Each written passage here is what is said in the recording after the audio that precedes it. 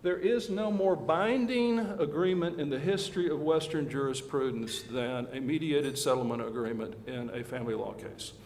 Somebody came up with this bright idea that it's irrevocable, and I mean it's ironclad, unless there's been domestic violence, unless there is an egregious case of fraud, you're not going to get out of it. And it has led to some very harsh results in the appellate opinions. The Milner case is my favorite poster child for why you should not sign a mediated settlement agreement. The Milner case is a Texas Supreme Court case.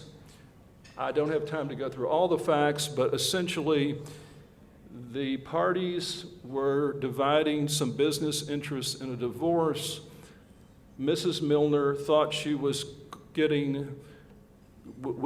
she thought she would be substituted as a limited partner in a business where her husband was a limited partner. The MSA was ambiguous. You couldn't quite tell whether she was going to be a substitute limited partner or an assignee. This is all very nuanced.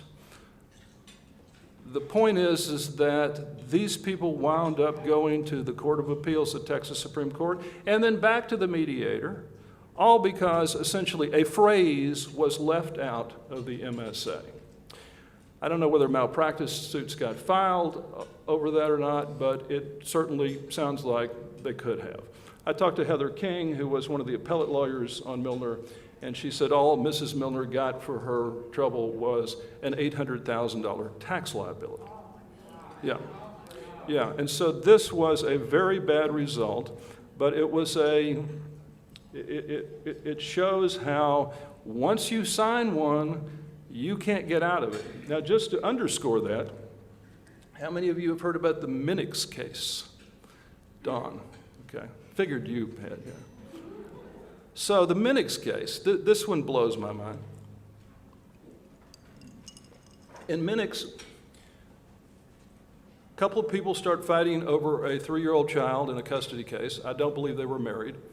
So mom and dad are fighting over somebody files a suit affecting parent-child relationship. They get into litigation over this child, and they go to mediation, reach an agreement.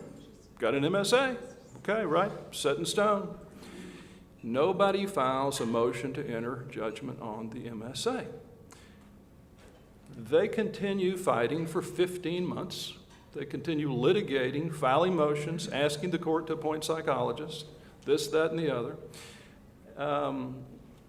At one point, both of their lawyers appear in court and announce that they stipulate that the MSA will be set aside.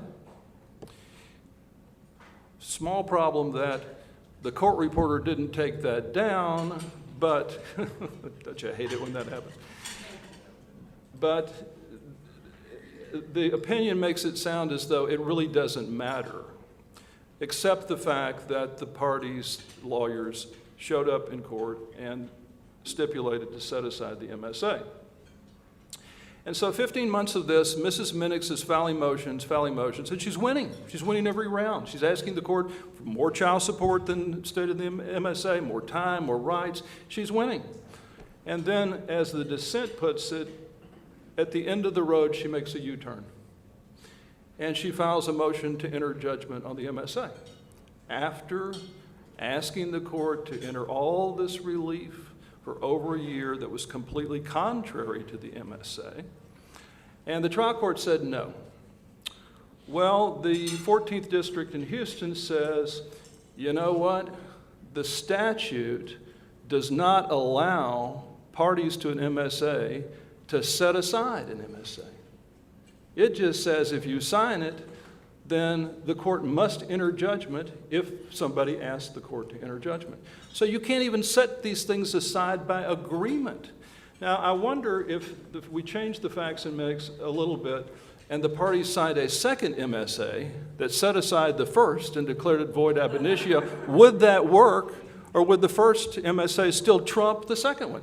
Nobody knows, but hopefully the legislature will sort this out, as it did after the Lee case, where, we had problems about registered sex offenders and what a trial court could do with that. Okay, so another problem that we have in family law MSA cases is what I call the BDP problem. BDP stands for binding decision provision. And I'm wondering, those of you who are mediators and you don't do family law, do you know what I'm talking about? Do you see these things? Basically, a binding decision provision says something like this. It says that, and because in family law, we're doing the Texas two-step, is what I call it. We do the MSA, and then we do a decree. Now, in a property case, why we do two steps, I have no idea, because the MSA is 4 or 5 pages with schedules. The decree is 4 or 5 pages with schedules. Why we do it in 2 steps makes no sense to me. But the, the binding decision provision says something like, if you all have a drafting dispute, it could be more broader than that, it could be drafting dispute, or it could be performance issue, then the mediator will arbitrate that. Will arbitrate your drafting dispute, your dispute over performance or whatnot. Now, is that ethical? Well, let's look at the Texas Ethical Guidelines for Mediators, Rule 12.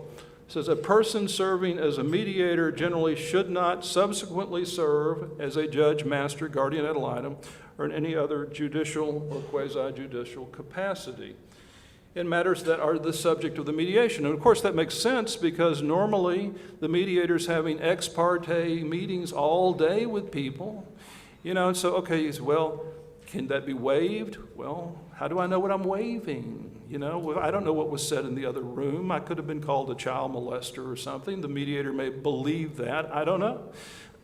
But the rule has a comment. This is a little hard to read, I understand. But it says that notwithstanding the foregoing, where an impasse has been declared at the conclusion of a mediation, the mediator, if requested and agreed to by all parties, may serve as an arbitrator, so long as the mediator believes nothing learned during private conferences with any party to the mediation will bias the mediator and will unfairly influence the mediator's decision. So it's a subjective test for the mediator. Now, what happens is these binding decision provisions go on all the time in family law cases. They're going up on appeal, and the appellate courts are essentially ignoring the Texas Ethical Guidelines for Mediators. Makes me wonder why we have them. In Milner, for example, this issue came up, and the Texas Supreme Court, which promulgated the Texas Ethical Guidelines for Mediators, never mentioned it. Now, maybe they thought the lawyers should have raised it, and maybe the lawyers didn't raise it, but I found one case, the Cartwright case, where the Texas Ethical Guidelines for Mediators are even mentioned. So my question to you is, what do we do about that? Why are they even there? What's the purpose of having ethical guidelines that courts are promulgating but not enforcing or even talking about? Makes no sense. But it happens all the time, and it is I think it's a real problem. And the practical problems are, and I've been in the trenches with this situation, the practical problems are, okay, you mediate, you got an MSA, it's a little sloppy, maybe a lot sloppy, and so now the lawyers are fighting over what a final decree should actually look like. And so you call the mediator and you say, well, it looks like we're going to have this arbitration thing. So how does this work? Do I get a hearing? Do I get discovery? Am I going to get to call witnesses? Do we do this in your office? Do we do it over the phone? How do we do this? And of course, there are no rules. These are typically, 2-3 line provisions in MSAs, and nobody knows exactly how to do it. I had one significant case where this came up, and the mediator said, I'm just going to prepare the final court order. No input from the parties. That was the arbitration. Yeah, so go figure. All right, anyway, that's your half an hour of ethics. I might have abbreviated it slightly, but hopefully it will satisfy the state bar. So let me talk to you about let's go from closing to the bargaining process. Here are the bullet points that if I could get to all of this, I would. There's an important distinction between negotiators who focus on goals versus those who focus on bottom lines. I want to talk about first offers because first offers is a hot topic right now in the negotiation geek land where the academics are putting all this stuff under a microscope. Concessions in the law of reciprocity, the importance of detachment. I want to talk to you about why Aristotle was wrong. I've got a quick little, something you can put in your hip pocket and use called Listening for CEM. The 5 emotional concerns comes out of Dan Shapiro's book, Beyond Reason. And then I want to talk to you about introverts and extroverts. So first, goals versus bottom line, and we won't get through all of that. So what is the practical effect of having your bottom line become your dominant reference point in a negotiation? Over a lifetime of negotiating, your results would tend to hover at a point just above this minimum acceptable level. With experience, you should be able to keep your goal and your bottom line in view at the same time without losing your goal focus. Research suggests that the best negotiators have this ability. This is from Professor Schell's book, Bargaining for Advantage. He's at Wharton. So think about that. When you're negotiating, how many of you focus on your bottom lines as opposed to what your goals are? I suspect that too many of us are guilty of that.